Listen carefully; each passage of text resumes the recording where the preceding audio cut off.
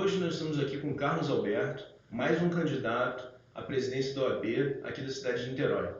Carlos, é um grande prazer te receber. Queria que você falasse para a nossa audiência um pouco sobre a sua vida, sobre o seu currículo, os motivos que te trouxeram a essa candidatura, o que você espera da ordem aqui para frente, se você tem algo a dizer sobre a atual gestão e o que você pretende fazer também numa eventual eleição. Muito bem. Rafael Lima, muito obrigado pelo convite. Quero saudar a sua audiência do MBL. Essa é uma conversa direta no sentido da gente poder ter uma comunicação mais específica sobre as propostas da Chapa 3, pela ordem, somos todos responsáveis com o nome da nossa chapa.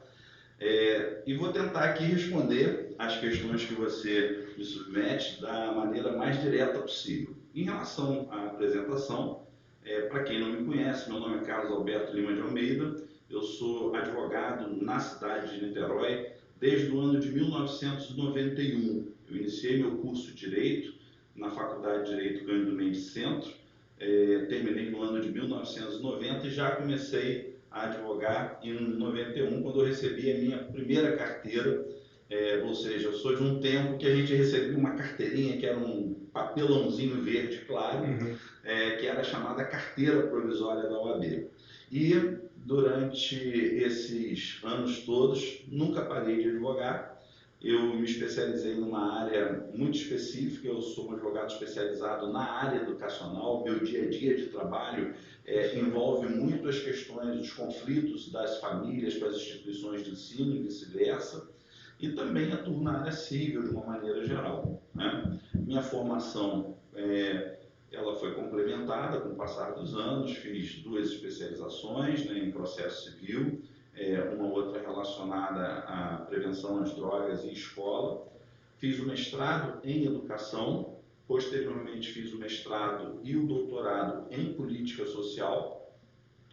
Atualmente faço um doutorado em educação também e terminei agora, recentemente, o estágio de pós-doutorado em Direito. Então, hoje eu sou pós-doutor em Direito, professor do programa de mestrado e doutorado de uma instituição de ensino superior e concilio as atividades da advocacia com as atividades próprias da vida universitária, ensino, pesquisa e extensão. E um pouco do que a gente pretende trazer para a Ordem dos Advogados do Brasil envolve exatamente essa experiência de gestão, né? É importante eu destacar que já fui da OAB em diferentes gestões, já trabalhei com diferentes presidentes. Eu tenho uma percepção que é dever de todos nós advogados, todos nós precisamos servir a nossa instituição sempre que somos chamados, né? Então, aqui em Niterói, por exemplo, eu fui o primeiro presidente da Comissão de Ética e Disciplina, fui o relator do primeiro Conselho Subseccional. À época era presidente o Dr. Fernando Guedes, com quem eu trabalhei. Já trabalhei com o presidente Antônio José, na segunda gestão dele, e um pedaço da terceira, ocasiões em que eu fui presidente da Comissão de Direito Educacional, responsável pela criação do Fórum Permanente de Direito Educacional. Fui convidado pelo Dr. Antônio José para ser inicialmente diretor administrativo da Escola Superior de Advocacia, que a gente chama popularmente de ESA, e depois fui o diretor-geral da ESA. Nesse período de 2001 a 2014, quando fui diretor da ESA, nós implantamos o programa permanente de educação continuada, estabelecemos uma política de cursos gratuitos. É muito importante a gente ter uma percepção que é dever, é o que defendemos também, da Ordem dos Advogados do Brasil, retornar aos advogados, em contrapartida ao valor que eles pagam da anuidade, por intermédio de serviços. E a ESA tem um papel fundamental nesse contexto, né? Na seccional do Rio de Janeiro, tenho a satisfação de ter também conduzido um projeto que foi revolucionário no ano de 2001, chamado OAB vai à Escola. Esse projeto inicialmente começou numa subseção de São Paulo, a de Cubatão, Depois foi a seccional de São Paulo, que levou também a chamar a atenção para o projeto, e o Conselho Federal estimulou que todas as seccionais que fazem parte da nossa federação fizessem esse projeto. O que consistia o OAB Boa Escola? Consistia em levar noções de cidadania aos estudantes das escolas públicas e particulares, e nós começamos com 5 advogados voluntários. De ensino médio. Pegávamos do ensino fundamental e do ensino médio. Então, normalmente, nós pegávamos a última série do ensino fundamental, os 3 anos do ensino médio, e aí nós tínhamos, inicialmente, 5 advogados voluntários, mas no período de 1 ano e 4 meses, nós chegamos a ter, na seccional do Rio, 250 advogados voluntários, e atendemos, no período de 1 ano e 4 meses, 42 mil alunos. Foi um grande projeto, levando noções de cidadania, fazendo com que os alunos despertassem para a importância que tem da participação, da construção dos destinos da nossa sociedade, né? Esse é um dos objetivos da educação, né? Preparar o educando para o exercício da cidadania. E a OAB, que tem por objetivos institucionais a defesa do Estado Democrático de Direito, a defesa dos direitos humanos, né, a defesa dos advogados, ela tem um papel fundamental para desempenhar. E, Rafael, vamos combinar. A gente sabe que nem todo mundo tem uma visão positiva dos advogados. Né? A sociedade, muitas vezes... Eu gosto de citar um filósofo chamado Henri Robert, que tem um clássico chamado O Advogado, que ele diz que nas escadarias do palácio você vai olhar para a figura do advogado e uma parte da sociedade vai ver o advogado como aquele camarada falastrão, um camarada chicaneiro, sempre pronto para dar uma volta em alguém. E outra parte da sociedade vai ver o advogado como um paladino da justiça, um abnegado que vai defender aqueles mais necessitados. Na minha percepção e na percepção do que nós defendemos na chapa 3 pela ordem, somos todos responsáveis, é fundamental que a ordem privilegie esse bom profissional. E para isso é fundamental também que a gente tenha um posicionamento muito claro em relação à ética, em relação ao combate à corrupção. Não podemos transigir com valores que são fundamentais para a nossa sociedade. E é contra esse estado de coisa que a gente precisa hoje refletir esse momento histórico que o país passa e que também a OAB está passando. Agora, esse foi um tema muito interessante, porque, particularmente, eu não sou...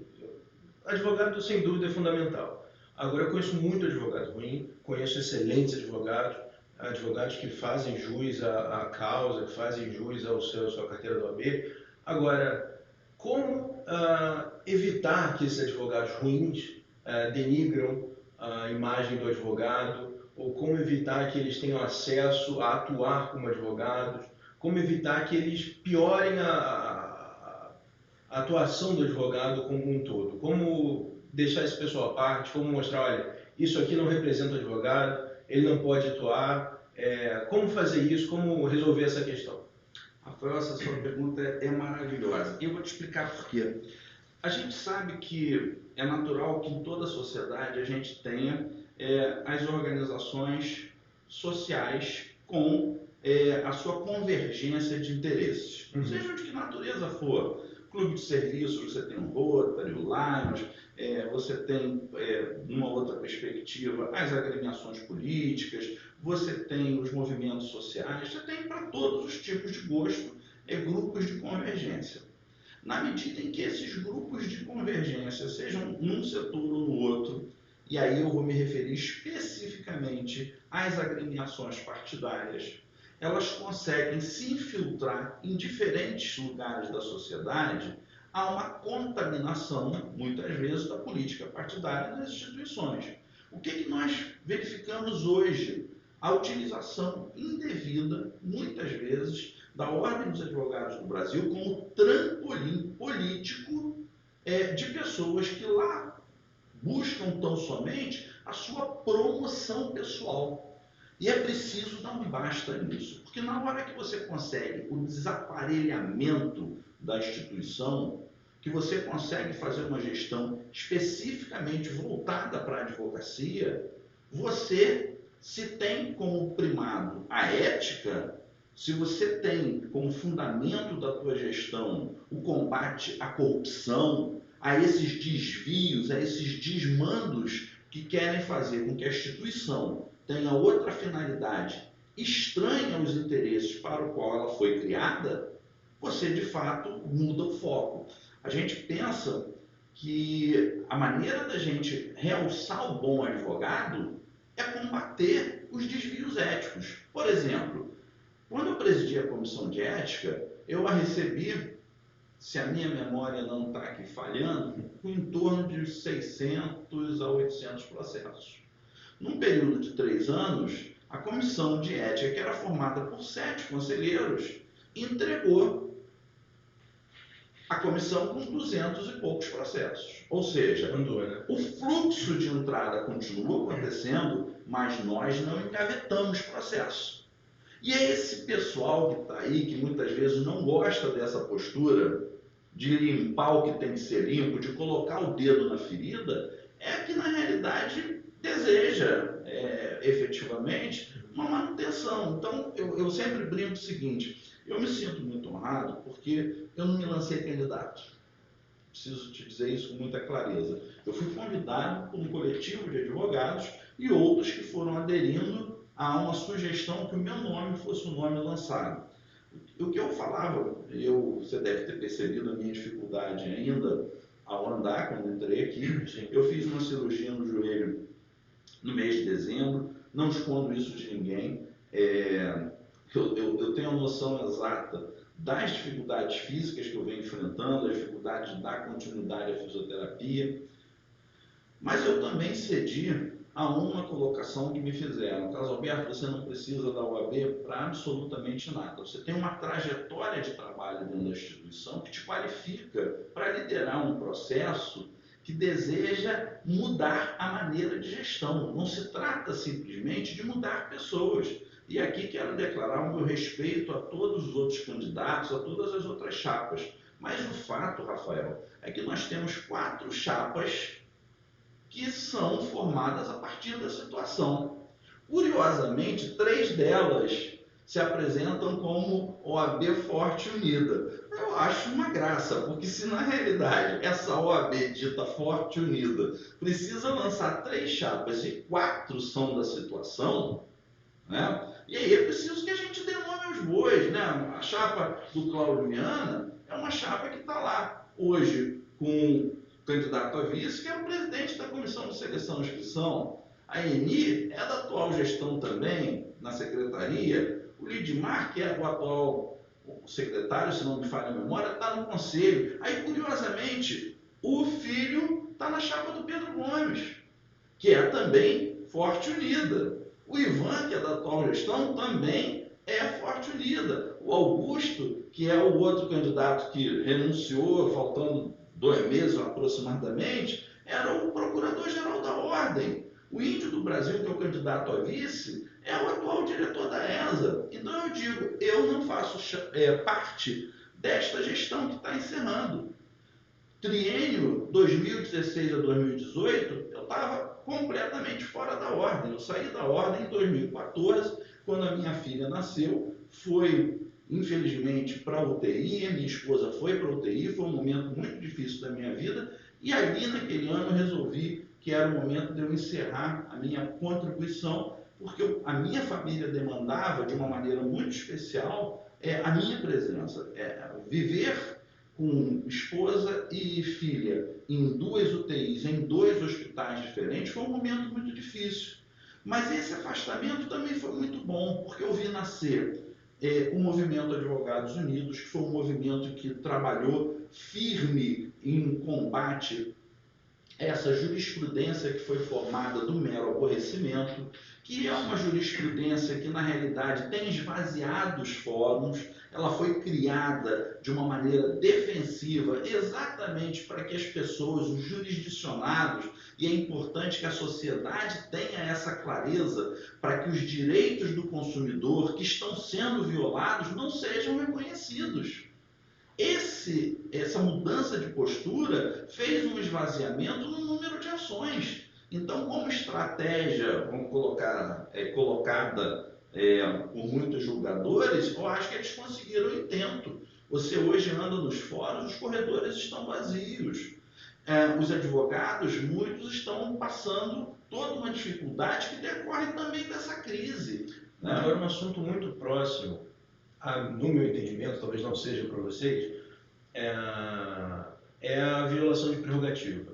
Você fala de fórum, para mim, eu lembro sempre do juiz lá no gabinete dele, não querendo receber ninguém. Então, como combater essa violação? Qual seria a melhor forma, não só de combater, mas também de evitar que ela aconteça e de resolver, de fato, a questão? Rafael, veja o seguinte, a gente precisa, em tudo na vida, ter muita honestidade para poder fazer o que a gente se propõe a fazer de uma maneira muito correta, bem feita. Nós, por exemplo, estamos aqui um sábado de manhã, gravando. A primeira coisa que você me chamou a atenção é que normalmente os advogados vêm de terno. Não foi? Foi.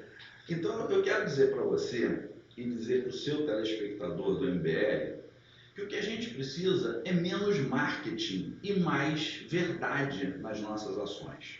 O que me faz advogado não é o terno, é a minha inscrição na ordem, é a minha carteira da Ordem dos Advogados do Brasil.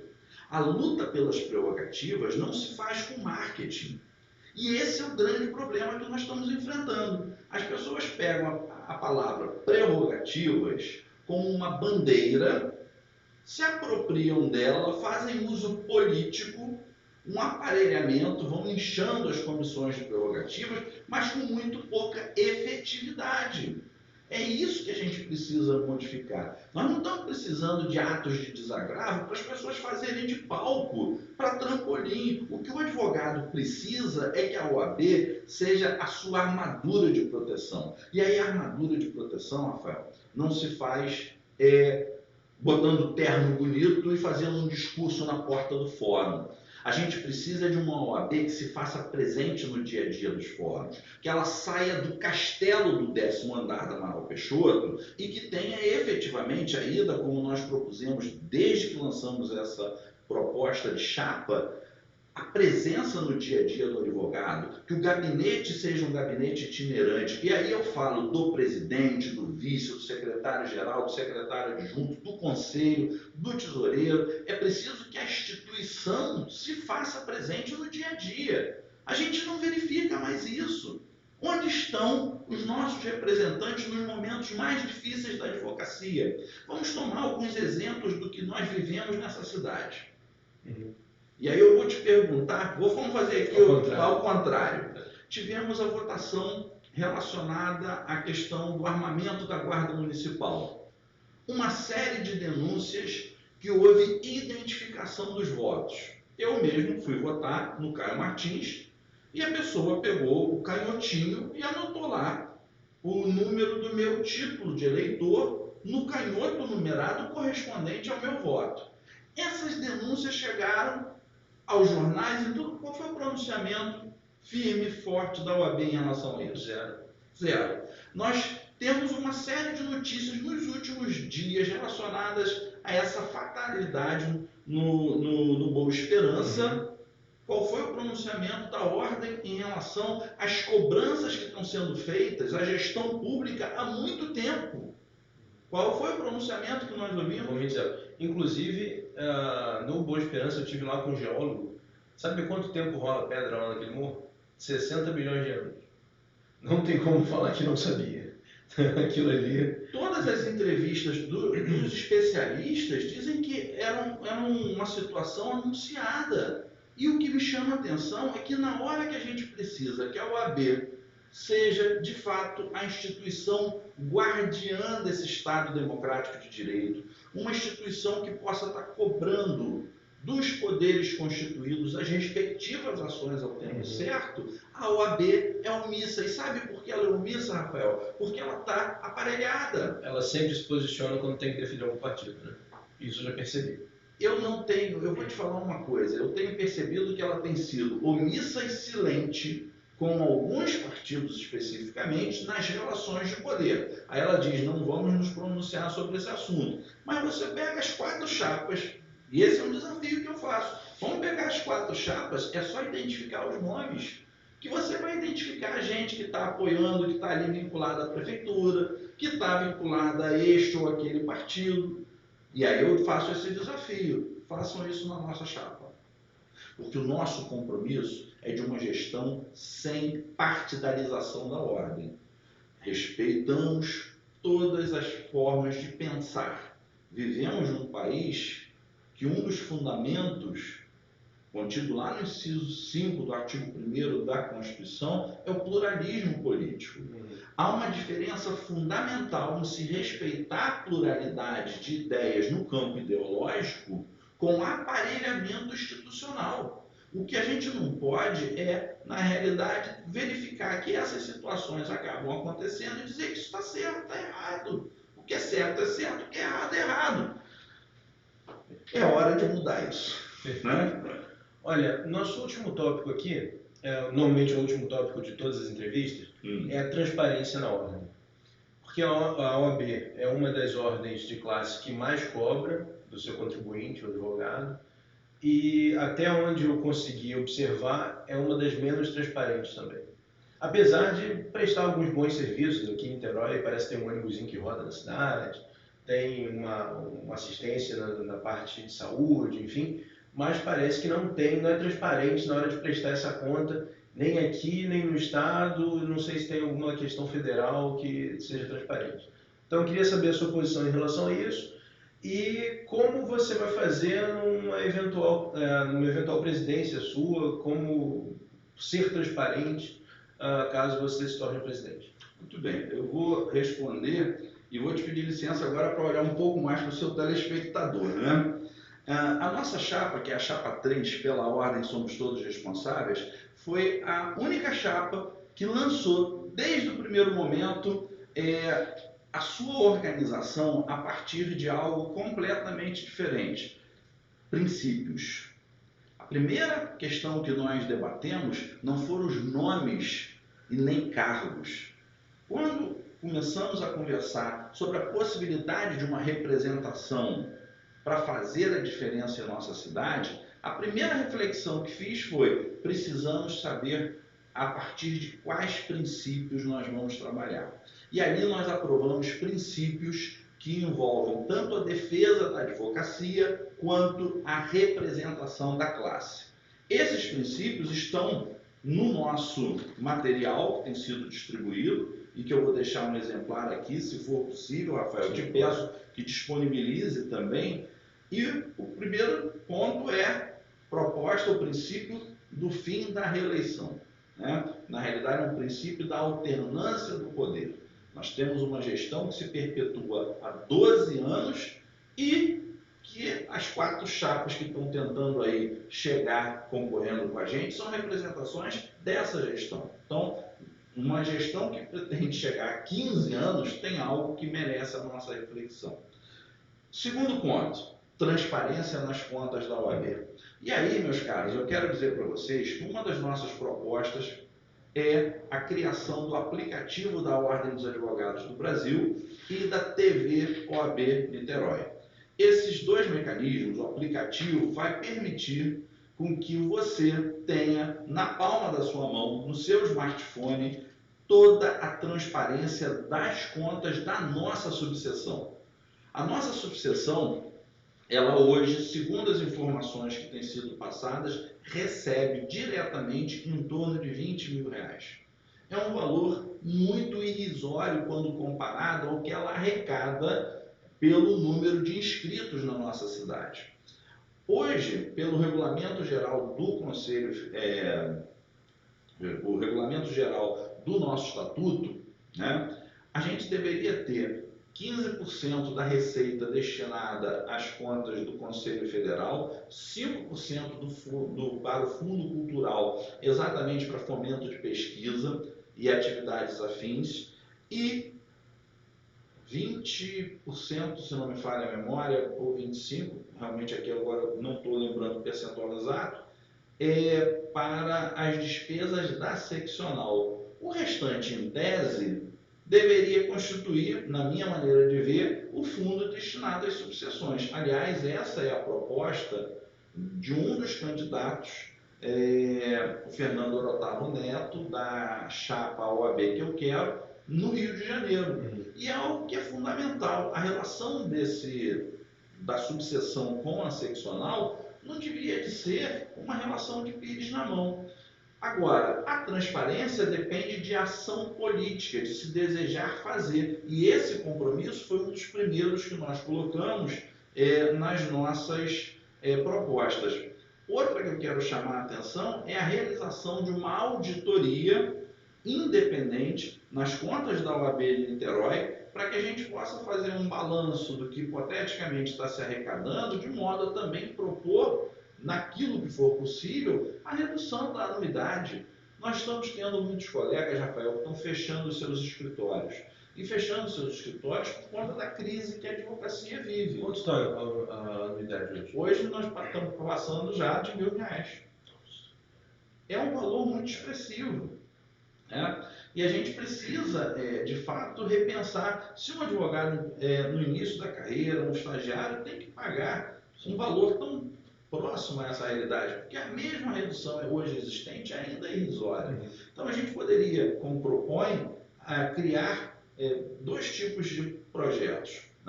O primeiro, um projeto que a gente chama de programa anuidade zero. Como é que funcionaria?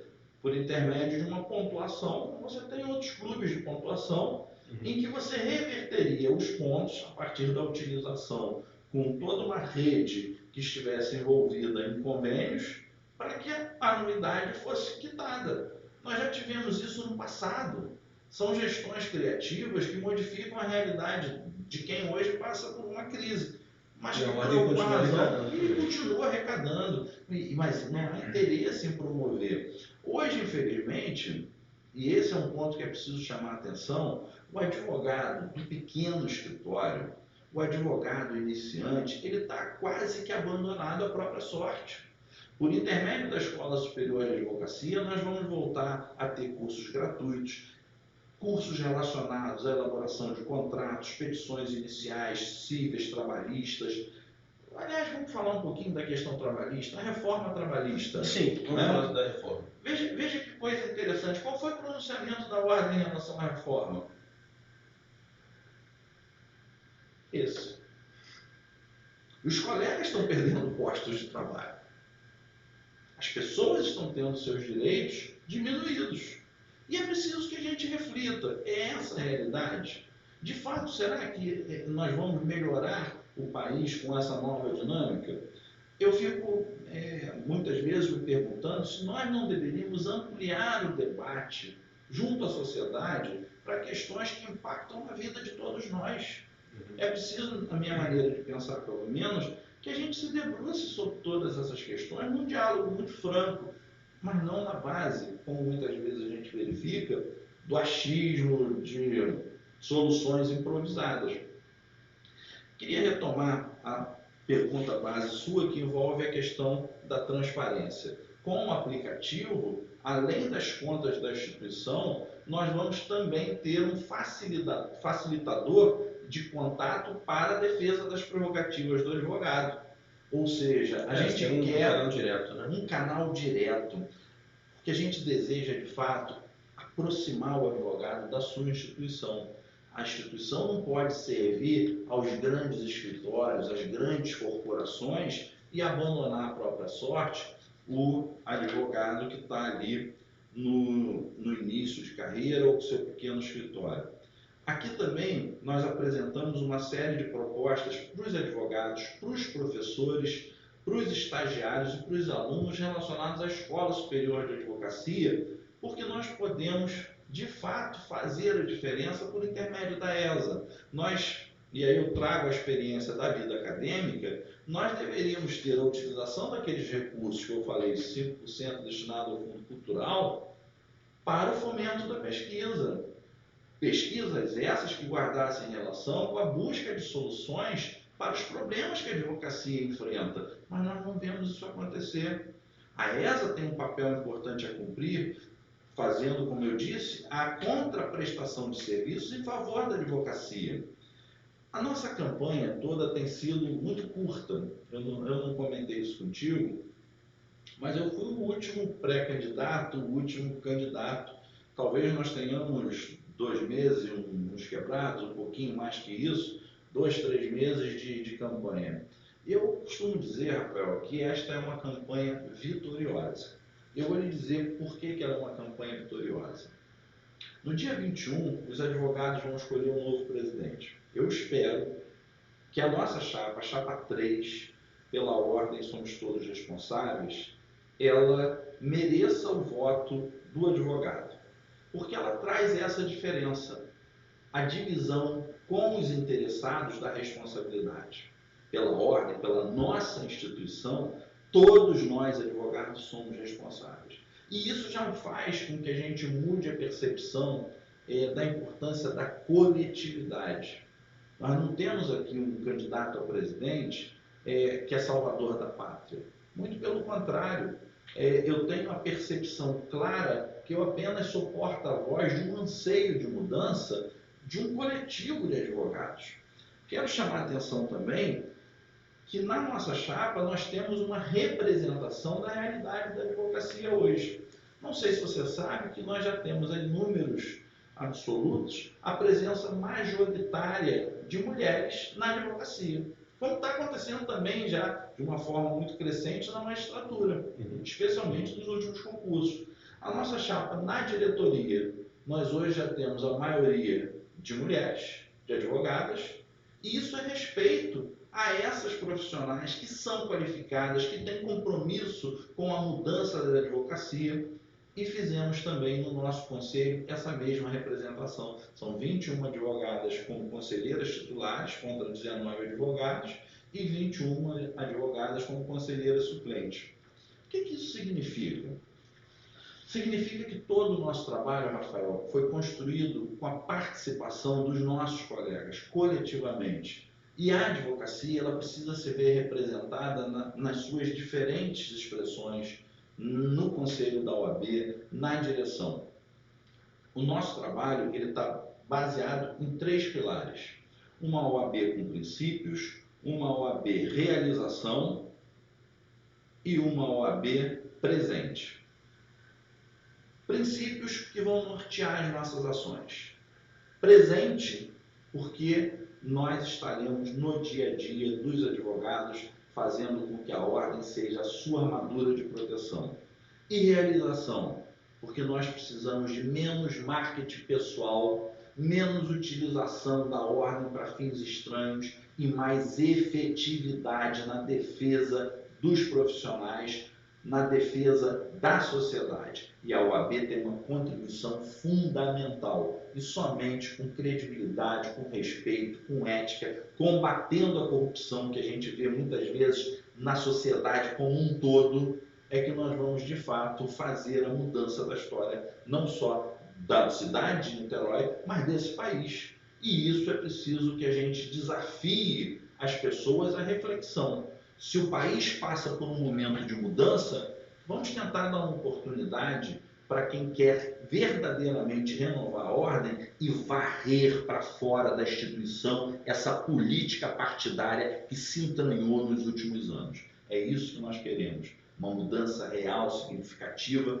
efetiva. E se nós não ganharmos a eleição, Rafael, eu digo que seremos vitoriosos, porque vamos entrar e sair dessa eleição sem promover churrascos, sem fechar clube, sem dar salgadinho de happy hour, sem fazer essas trocas, essas festinhas, que na realidade, na nossa percepção, elas acabam por reduzir, apequenar o que deve ser a política de classe. A política de classe deve ser feita para que efetivamente os direitos, as prerrogativas dos profissionais sejam respeitadas e não como uma troca de 3 em 3 anos de pequenas festividades, como se isso fosse resolver o problema da classe. Votar errado agora significa que nos próximos 3 anos nós vamos continuar nesse estado de inércia que temos visto. E é a hora da mudança. A Chapa 3 pode mudar essa realidade pelos próximos 3 anos, porque tem uma garotada nova, aguerrida, advogados e advogadas que já têm o tempo, cumprem todas as exigências para fazer a mudança da realidade que nós, de fato, precisamos no nosso momento social e de representação da classe. O que a gente espera é que, se ganharmos, possamos levar a efeito todas as nossas propostas. Mas na eventualidade de perdermos, seremos vitoriosos porque nós não fizemos campanha com recursos oriundos de partidos políticos, de estranhos a qualquer tipo de situação. É preciso dizer isso. Cada um que preste contas dos seus atos. Os nossos são pequenas contribuições dos advogados. Nós mesmos vamos entregando os nossos folders nos escritórios, nos prédios. É um trabalho de formiguinha. É um trabalho de mandar mensagem pelas redes sociais, telefonar para as pessoas. Nesse final de semana, os integrantes da chapa estão ligando para os colegas advogados pedindo voto. Mas não é serviço de telemarketing contratado, não. É a gente mesmo que liga. Olha, meu nome é Carlos Alberto, sou candidato a presidente. Né? E é isso, porque é esse contato direto que a gente entende que precisa ser feito.